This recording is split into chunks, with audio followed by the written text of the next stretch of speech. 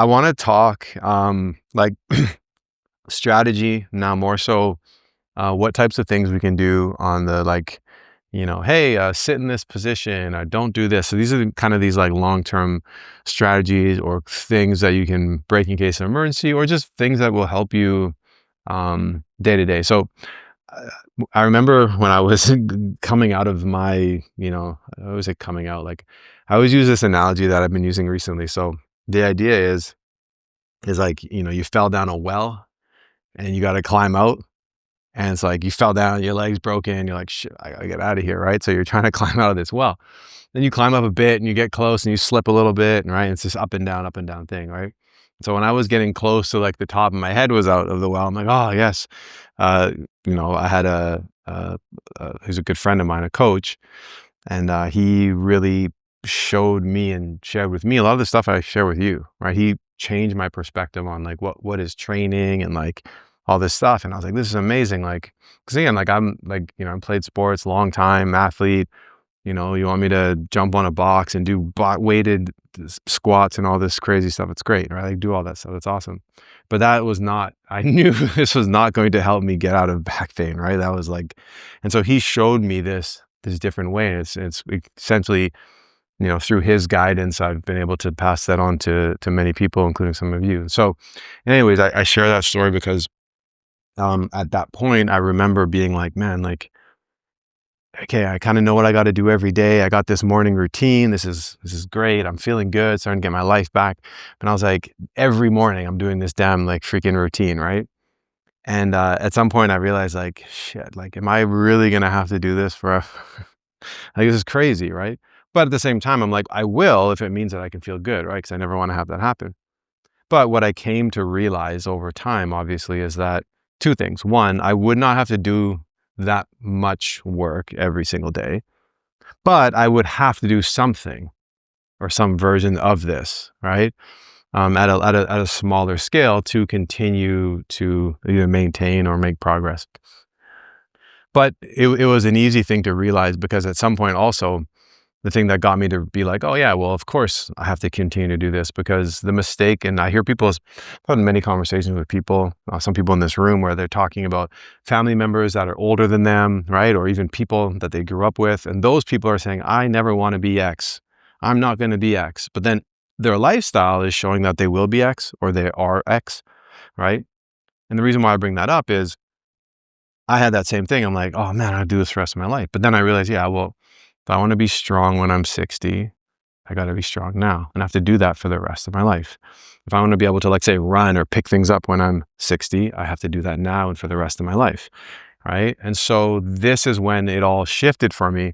And I had this absolute mindset shift of, wow, okay, so the person I want to be when I'm 60, I have to do that now and I have to do that for the rest of my life, right? But the interesting thing is that I learned later is I have to do it as almost like a 60-year-old would now because I'm 42 now and I was just coming off this injury back then. I was 35, 36.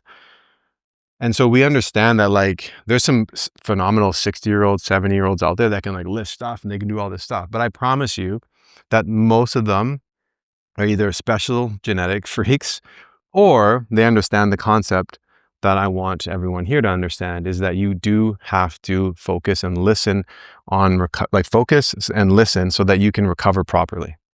Recovery should be your primary focus at this point in your journey because one, you are not playing a sport. And if you are, it's for recreation. It's not for your career, right? And so I talked, about this idea of like vertical versus horizontal. So vertical being, you know what, I play basketball, I run marathons, or I'm a sprinter. It doesn't really matter. Pick the thing that you need to achieve, like be good at. And then all the training that you do is so that you can get better at doing the thing, right?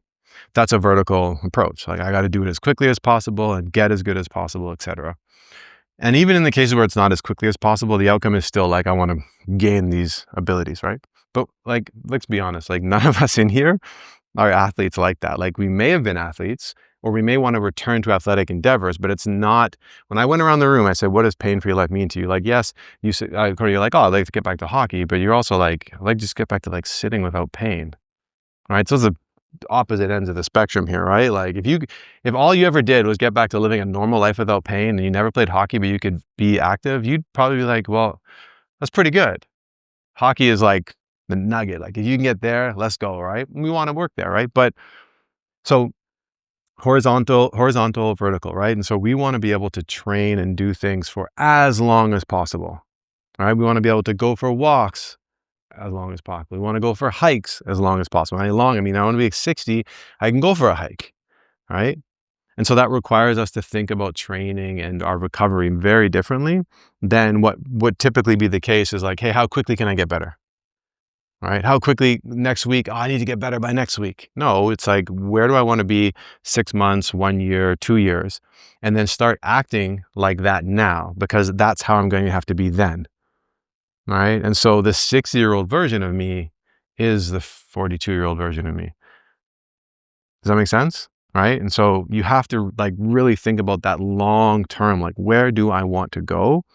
And then, there's a popular saying in the business space, like start with the end in mind kind of thing. It applies because, the end, not the actual end, but let's fast forward a little bit. Like, when you're elderly and everyone here would, if I went around the room, probably would want to say, yeah, I want to be 60-year-old that can do this with my grandkids or go on hikes, right? So you got to do it now. Okay. So like one of the key things that you need to focus on right now is what you do every single day. Now we know we have to work, right? We know we may have to sit in the car for long periods of time, right? We know that, hey, we like going out with friends and there may be travel where I have to sit on a freaking plane for 15 hours. There's all these things in our life that might work against you moving past where you are now. So what I want to talk about now is how do we start to apply protocols and strategies to our life that are going to help mitigate some of the quote unquote, like I'll use the word damage, but some of the things that are going to hinder our recovery, right? And that's what we'll talk about now, okay? And then you'll get the food digest and we'll start moving a bit, all right? Okay, so this is going to kind of be like a fast hitting thing, and then we'll dig into it where people have questions and you want to we'll try some of this stuff. Okay, so this is essentially the brushing your teeth list of back pain recovery, right? We brush our teeth every day. You should start doing these types of things every day, and it's going to be different for everyone. So I'm just going to kind of run the list of things. All right, something that I always talk about when I'm sitting, if I'm on the computer, I talk about it all the time. I bring it, I travel with it. This is not it, but it's a neck pillow that I use, but it's my lumbar support pillow. And so if I know when I'm traveling, it just comes with me and I use it all the time. It's like, oh, there's on the plane, boom, plop it there, get it right. Great. That's one little thing that I can do to either help me continue the journey so I can maintain the level that I'm at, right? I don't want to go into a deficit. So if I go on a long train flight, whatever, I have this so that it just helps in whatever way it can help. I know it's helping to some degree, right? Now, obviously, yeah. So your lumbar support. So, and this is what I want, like ask questions. This is exactly what we want to dig into here. So, okay, look at this chair. You see this here? Okay. So imagine if my back was like this all the time. Like imagine if my back takes the shape of the chair, right? Would you say, like, if you, again, I'm not trying to, you may not know the answer. It's okay. Is this a strong supportive position for your back? Yeah. Most chairs are like this, right? Most chairs. And what happens, and you see this little lip here? Yeah. So what this is encouraging your back to do is to go into a state of flexion. Okay, now most people, it's not everyone, but most people have an issue with flexion. So flexion is when you have this rounding down here, okay? Extension would be like the opposite, right? You're going, and some people, this is actually their pain trigger. It's more so this though, because of all the sitting we do. So when you're in this chair like this, like I'm having a weird thought right now. It's like, hey, this guy had this whole back pain thing and he gave us shitty chairs. What the hell is that? But then I'd be like, oh yeah, it was to teach a lesson. It was to teach a lesson. It was to get you guys out of the chairs. Yeah. So, so when I take this, okay, now don't ignore the lip, but just like let's focus on this. What it does is, and again, if we look at how I stand, there's like my back is not super arched, right? But it's not like rounded out like that. It's like there's a small arch and it's kind of like straight. So when we put this here and we fill that gap that's being created, I can actually sit comfortably and take the strain and the load off my back in a way that doesn't like beat it up. It doesn't hurt it. Yeah. It makes sense. And so this little practice, just this alone, like if you're at your computer all day, you can't stand and like you just had no choice, this alone could save you a lot of pain in the long term, right? It may work that one day, it may work. So it takes the pressure off. Yeah. Because like watch this. See that? See this movement here? See how much flexion there is there? This is that flexion state. And if you have disc issues or stenosis and stuff like that, now these are your discs. The disc is in the middle there. And imagine this is the back part, right? You go like this. So it either pushes a disc out or it's like they're rubbing or it's hitting a nerve. There's a whole bunch of stuff. Or it's just straining the muscles because the muscles are stretched out and they're weak, right? Because we're sitting all day, so our muscles aren't ever really doing anything, right? So does that make sense? Yeah. Yeah. So lumbar support, I encourage everyone to have one. It's part of the long term, right? Because we all know, we've asked people, we talked, right? Like, hey, how did the back pain? What happened? And a lot of people say, oh, like I had a moment where it hurt or something. But if you remember when I started this whole conversation, I said, back pain is the straw that broke the camel's back. It wasn't like the thing you bent down to pick up. It was like sitting like this for all this time over and over and over and over and over and over. In some cases you may have gotten hit in the back or something like that, but that doesn't like necessarily like answer the question as okay, well, why do I have like a disc bulge now? Like what happened here? Like what's the thing? And that is due to a lack of structural balance, right? Like you're constantly in that thing. If you imagine like a building with I'm going into this because I'm not a structural engineer no, sorry, you're not a structural engineer, you're a civil engineer, yes. So, but structural balance, right? If you have four sides, like say this side is built faulty, like that building over time is just going to start bending out, like it's right, or you're going to see cracks in the wall and stuff like that, right? And so that's essentially what we're talking about. If you're always in this position, and then the muscles that you actually use to support the position standing up are always in this weak position because they're not actually being used, and you're just bent down like this. When you use, well, it's not necessarily that you would, but you try to use it normally, and your back's like, what the heck are you doing? You never do this. What are you doing? We don't do this. We sit down. What are you doing? Sit down. So when you go back to doing activity, right, this is when you can start having problems, right? So now when you're moving around, the muscles are like not functioning properly, and you go to bend, pick down this thing, you're like, oh my gosh, what happened? Right? And so it's due to inactivity. And then through that inactivity and poor posture, your muscles get weak and then they stop functioning properly. And then we try to just like, hey, I'm going to go play hockey. I'm going to do this. I'm going to run. And so it's just like this combination of things that collide. And it's just like, then the straw and it's over, right? So the lumbar support is an easy tool that you can start to use. And you can't guarantee that it's going to bring results, but I promise you it will help you correct your posture when you're sitting. And it'll help spare the back some of the tension that gets put on it when you're sitting. Yeah. Okay.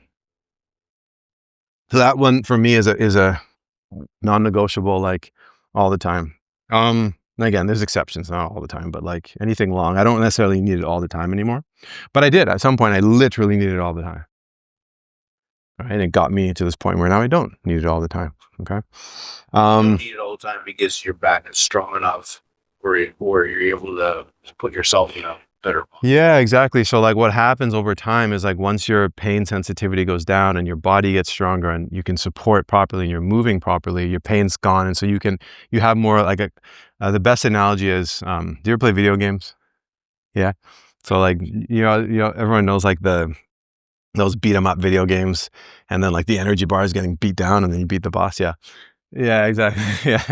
So like that's, you have when right now, like if you sat down and it's like, oh, it hurts instantly, the energy bar is like this big. And the moment you sit, you're done. You're like, oh, the pain's there. So over time, when you build up those muscles, the pain sensitivity goes down through all these things, you can build up more of the energy bar. So sitting, even without a lumbar support or sitting generally, you can still lower the energy bar, but you can sit for like 5 hours, whereas before you could sit for 30 minutes. And it takes time. Like it really does, right? Because there's the body telling you that's a dangerous position because it's kind of maybe still is. You have to break that part of it. Then you have to prove to yourself that you can move better.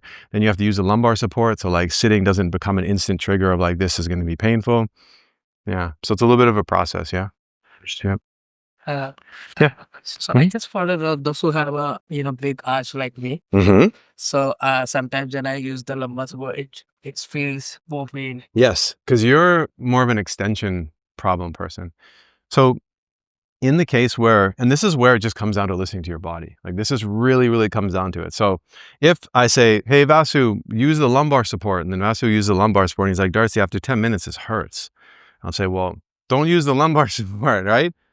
Because the lumbar support is to fix you from getting into flexion. And so if you use this and then like it doesn't feel better straight away, then you should probably remove it. However, what kind of, is it a pillow or a blow up? Does it blow up or is it just fixed? Like, It's a fix. yeah. So some of them you can actually like blow them up and like modulate how much their size is. Okay. And so for you, it might be like, okay, like the pillow you have is too much arching because that's not good either. You don't want to be over arched. You just want to be straight.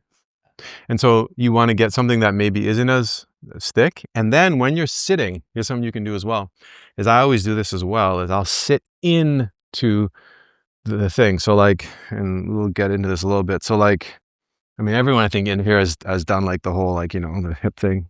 I know Vasu does. Yeah. So, especially at the gym. So when you're sitting and like this is here, right? It's not that you need to jam your back more and be like this. Oh, I'm in perfect. I'm like completely arched. You can see, look at my rib cage. You can see them popping out. It's not good. It's a bad position.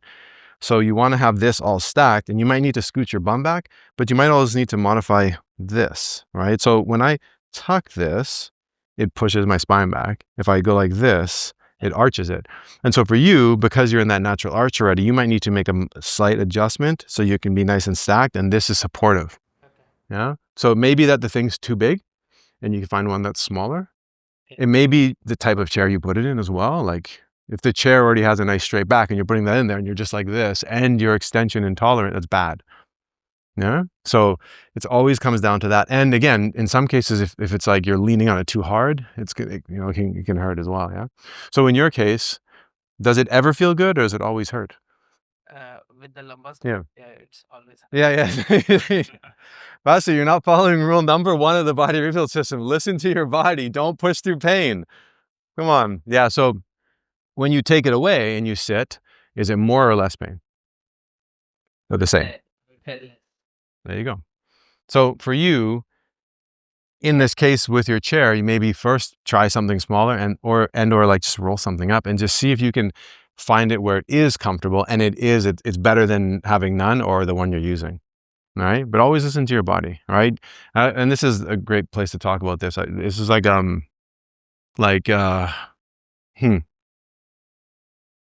one of my best friends is a physiotherapist. Okay. I preface what I'm about to say because he's one of my best friends. And so there's good therapists out there. There's some really good physiotherapists actually.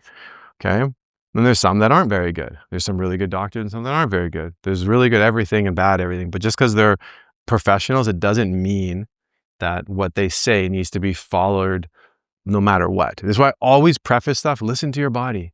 My goal whenever I connect with anyone is to teach them to stop following blindly. You know what's happening with your body if you listen. Like you just really do. Like if you stop, you're like, yeah, I knew I was hurting myself. Right? And so it's really important that you understand that concept over everything else we talk about. This is the number 1. Now, again, I'm not saying never listen to anyone. I'm not saying that. But what I am saying is if you go do something and you end up in more pain, you don't just keep doing it. You maybe go back to that person that told you to do it and say, hey, like this. Hey, I went to go do yoga like you told me, and I'm in more pain. And if they say, oh, it's fine, just push through, I'm not listening to you anymore. Go find someone else. and go and search until someone actually gives you the answer that is, hey, you should be listening to your pain.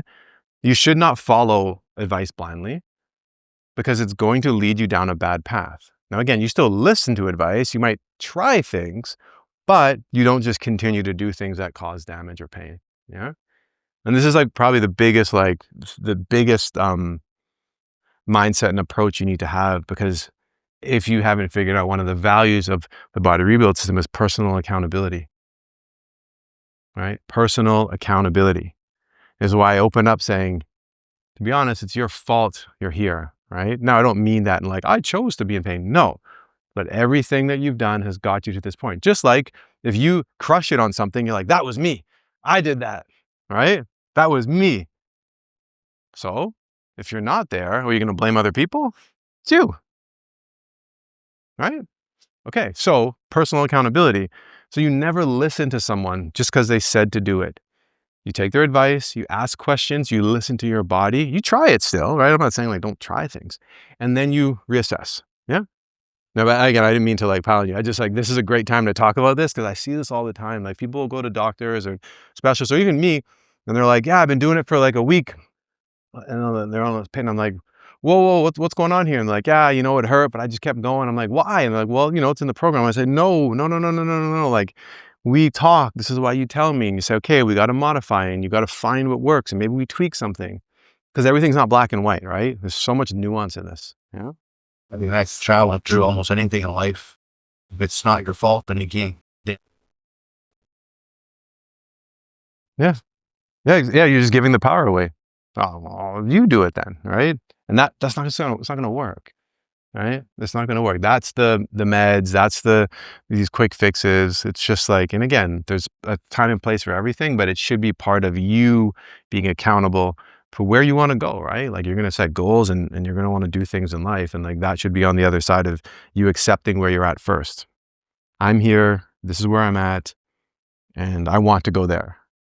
It's the only way to go there is to again, the alcoholic's the best example. I'm an alcoholic. And then they can say, I've been sober for 12 years.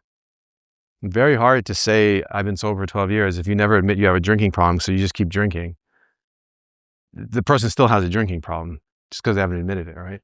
So I digress. That's a long thing. But no, keep asking questions though. This is really good. Does that answer your question, Vasu? So you're going to give that a try? Yeah. Yeah, no pushing through pain, brother. No. So now what I'm doing most of the time, I do my work, by standing. Yeah. Not sitting. Yeah. So every 10 minutes, I stand and do the works. Yeah. But I'm figuring out, which chair is best for me. I shop around. At the shop, it looks good or I feel good. But when I buy that stuff, then I try it at the home. It feels bad. Yeah. Interesting. Yeah, and that at that moment it feels good. Okay, this chair is good for me. Yeah. But when I bought that chair, it's happened twice. Really? You bought how many chairs have you bought? At home, a lot of chairs are there. I did it. I just dropped like a lot of money on a chair if that's like advertised to fix your pain. I think a key thing in this is like just realizing there is no chair out there that's gonna fix your pain. Because it's kind of a self-accountability thing. People are going to sell you lumbar supports and chairs like this is going to fix it, but that's it. Don't fall. Yeah, not as a fix. It could be part of it. Journey. I'm the same way. Like I've bought the chairs and almost bought even other chairs, and I think that's a key turning point to realize like